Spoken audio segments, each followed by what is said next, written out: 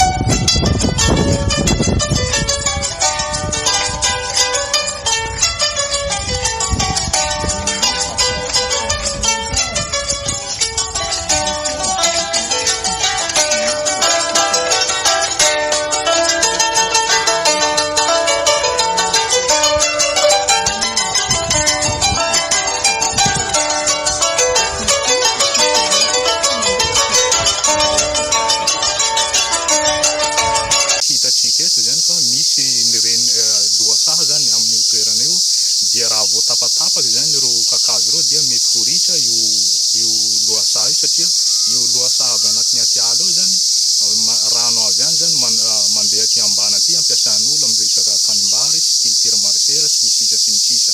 Dia izay sy izay zany ny antony izao nahatonga izao fidinana izao fa mbola eo zany ny ampialatanana ny raharaha dia manomboka zany hatreto zany famotopotorana sy ny sisa mahakasika ny izay zavatra zany.